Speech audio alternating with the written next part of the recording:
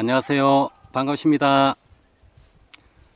예, 제가 오늘은 기촌 전원주택을 사가지고 기촌 생활 하실 때 왜 전원주택을 사기 전에 예행 연습이 필요한지에 대해서 말씀을 드리겠습니다.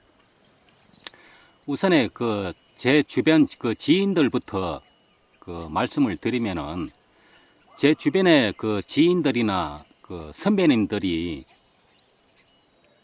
전원 생활을 하시는 분들이 계십니다. 몇 분이 계시는데, 물론 생활 잘 하고, 지금까지도 생활을 잘 하고 계시는 분도 계시지만은, 3년, 4년 되니까, 다시 도시로 복귀하고 싶은 그런 마음을 가지고 있는 지인들도 있어요. 그게 확률이 거의 한 절반 가까이 됩니다. 그럼 도시로 가고 싶은 도시로 가면 되지 왜 못 가느냐? 그 못 가는 이유가 전원주택이 지금 발목을 잡고 있는 거예요.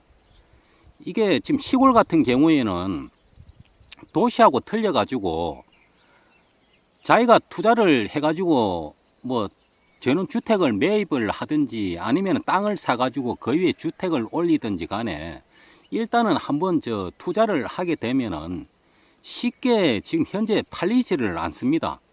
만약에 2억을 들여가지고 땅값하고 포함해가지고 건축자재비 포함해가지고 2억을 들였다고 하면은 지금 현재 1억 5천에 내놔도 거의 지금 팔리지를 않아요. 현재 지금 실정이 그렇습니다. 제가 사는 친구 같은 경우에도 2억 3천에 지금 강원도에 들어갈 때 그렇게 투자를 해갖고 집을 지었는데 사정이 지금 생겨가지고 1억 5천에 내놨는데도 2년째 지금 매물이 안 나가고 있습니다. 간간히 한 번씩 웃자다가 전화는 오기는 오는데 답이 없습니다, 지금. 그래갖고 제가 왜 지금 이런 말씀을 드리느냐 하면은 처음에 기촌 생활을 할 때는 자기 나름대로는 다 목표가 있었고 이유가 있었고 그래갖고 기촌지를 들어가게 되잖아요.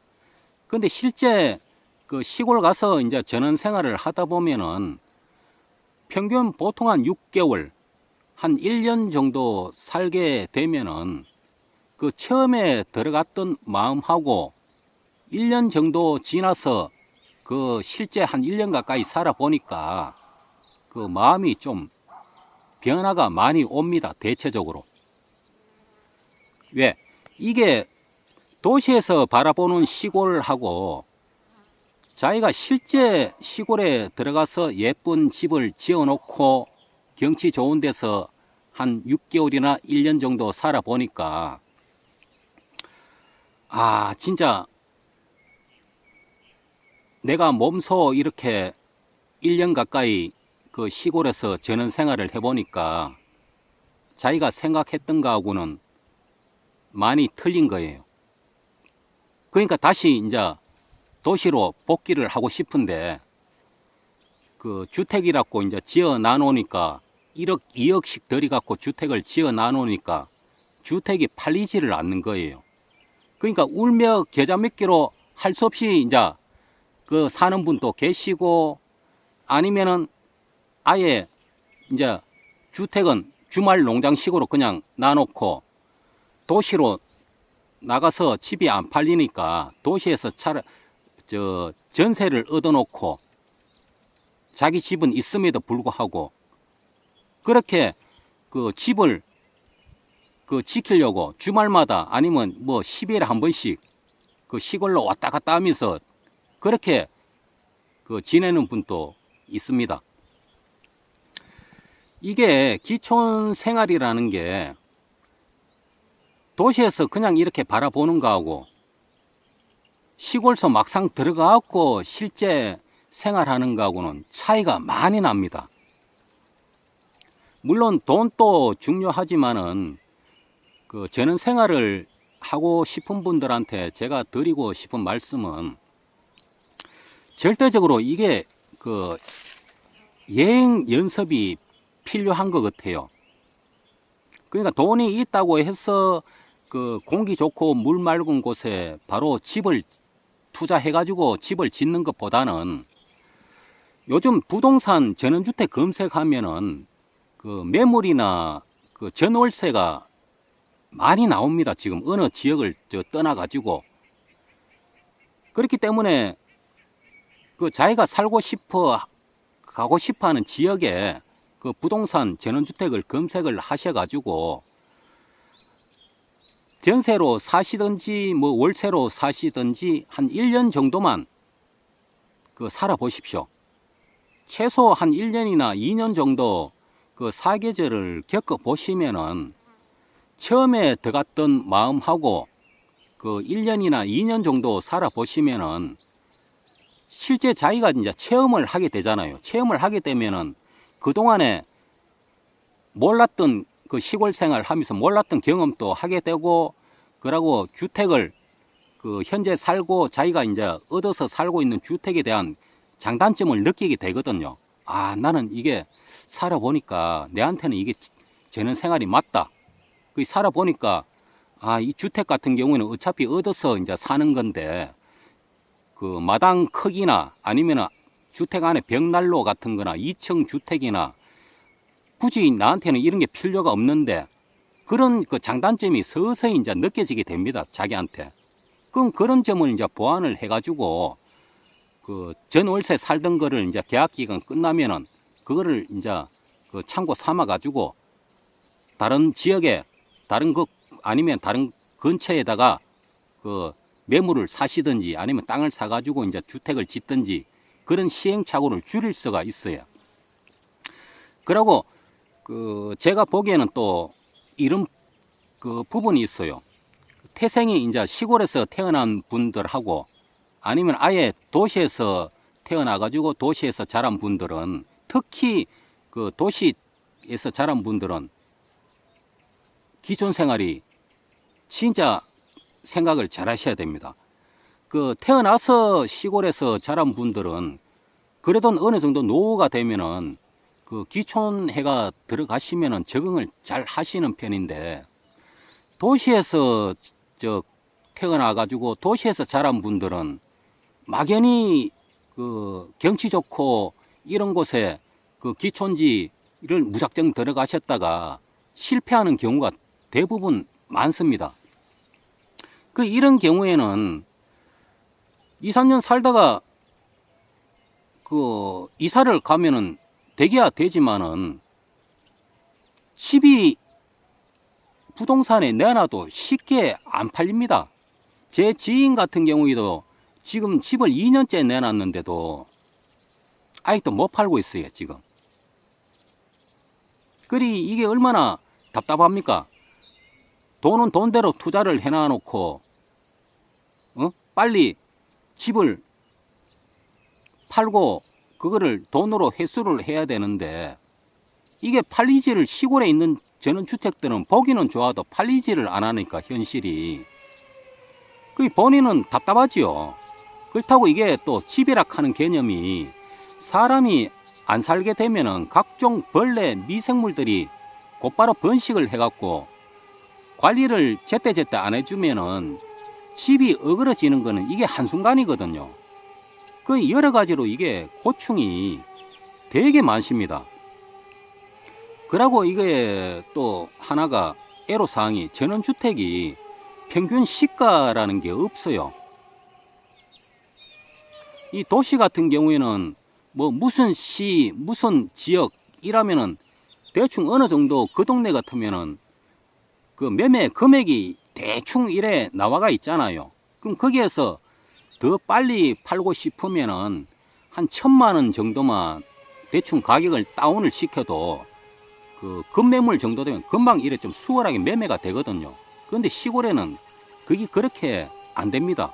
그 정도로 보기에는 좋아도 실제 그 무슨 각종 사정이 있어 갖고 다시 그 매물로 내놓게 되면은 매매가 제대로 안 돼요. 그러고 급매물이라고 그 자기 투자했는 그 건축 그 자재 비용하고 살 때 땅값 비용하고 다 따져가지고 강가 상가 비용까지 다 따져가지고 그렇게 뭐 한 2억이 정도 들었다. 1억 5천에 내놔도 안 나갑니다. 제 친구 같은 경우는 그 정도의 투자를 2억 정도 투자를 이상을 해가지고 1억 5천에 내놨는데도 그거를 더 싸게 그 내고를 하는 경우도 많아가지고 자기도 속이 진짜 안타까워가지고 거래 중단하는 경우도 있어요. 너무 싸게 내니까 더 싸게 그거를 원하는 경우도 생기고 지금 시골 전원주택이 그렇습니다. 물론 제가 이런 얘기를 꺼내면은 또 그쪽 관련돼 갖고 또 악성 댓글이 달릴 수도 있는데 실제 지금 현 상황이 지금 그렇습니다. 우리 동네에 조금만 벗어나면은 그 전원주택 예쁘게 또 지어놨는 특이하게 지어놨는 전원주택이 하나 있거든요. 그 주택도 마찬가지로 지금 제가 알기로는 물어보니까 거의 3년째 지금 매물로 내놨는데 안 팔립니다. 지금 그 3년째 지금 안 팔리는 이유가 그 전원주택 그 모양도 그 자기 취향하고 맞지도 않을 뿐더러 그 위치가 마음에 안 든대요. 그 매물로 한 번씩 보러 온 사람들 하는 얘기가 그 주택 관리인한테 그 동네 관리인한테 직접 들은 얘기입니다. 그러니까 이게 전원주택이라는 게 처음에는 지을 때는 투자 비용도 많고 참 보기도 좋은데 이게 실제 지어 놓고 나면은 여러 가지 변수가 많이 생깁니다. 이게 살다가 1년 정도 살다가 자기가 갑자기 없던 병이 생길 수도 있고 할 수 없이 도시로 또 나갈 수도 있고 또 저 같은 마카다처럼 아예 시골 같은 경우가 되게 그 잘 맞아 떨어지는 사람은 진짜 어느 꼴짝이 가도 잘 사는 사람이 있거든요. 그러니까 이게 사람이 여러 부류다 보니까 무조건 그 경제적인 능력이 된다고 해서 바로 집부터 떨렁 계약을 하거나 땅을 사가지고 집부터 확 다 지어놔 놓고 바로 이사 이렇게 하는 것보다는 제가 보기에는 그렇습니다. 지금 그 전원주택에 전월세가 많이 나옵니다. 왜 많이 나오냐? 매매가 안 되니까 전월세라도 놓자 이렇게 해가지고 뭐 500에 30, 뭐 600에 40, 2층짜리 그런 전원주택이 많이 지금 나와요. 지금 전월세가. 그러니까 그런데 1차적으로 전원생활을 노후에 꼭 하고 싶으면은 최소 1년 아니면 한 2년 정도 그 전월세 전원주택에 가셔가지고 한번 살아보십시오. 살아보시면은 최소한도 한 4계절 한 2바퀴 정도만 그렇게 살아보시면은 자기한테 진짜 이게 시골 전원생활이 맞는지 안 맞는지 판가름도 정확하게 서고 그러고 전원주택에 살아보면서 이런 집을 살아보면서 이런 장단점이 이거는 왜 이렇게 지었을까? 저거는 왜 저렇게 만들었을까? 그런 장단점이 자기 눈에 들어오기 시작하거든요. 그럼 그런 장단점이 나중에 그 전월세를 벗어나가지고 자기 집을 지을 때 충분히 그거를 효과적으로 활용을 이제 할 수를 있는 거예요. 마당은 어느 정도 크게, 나는 2층은 굳이 크게 할 필요가 없다. 그럼 1층으로. 그럼 평수는 어느 정도, 나는 여러 사람과 같이 살 거니까 방은 몇 개 정도. 이런 그 대략적인 계산이 1년, 2년 남의 집 빌려가 살다 보면은 그런 계획이 이제 선다는 얘기입니다.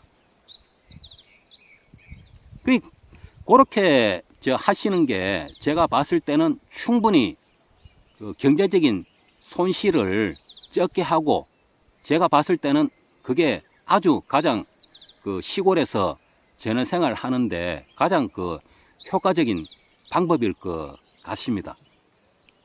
우리 앞으로 시골에서 전원생활을 그 노후에 계획을 하고 계신 분들이라면은 무조건 공기 좋고 물 맑고 이런 데 가가 먼저 계약서 쓰고 도장 찍지 마시고 한번 1년, 2년 정도 전월세로 한번 살아보시고 그 이후에도 그 집을 매매로 사시든지 집을 건축을 하시든지 해도 늦지 않거든요. 그렇게 해가 한번 살아보십시오. 예, 오늘은 여기까지 하고 마치겠습니다. 감사합니다.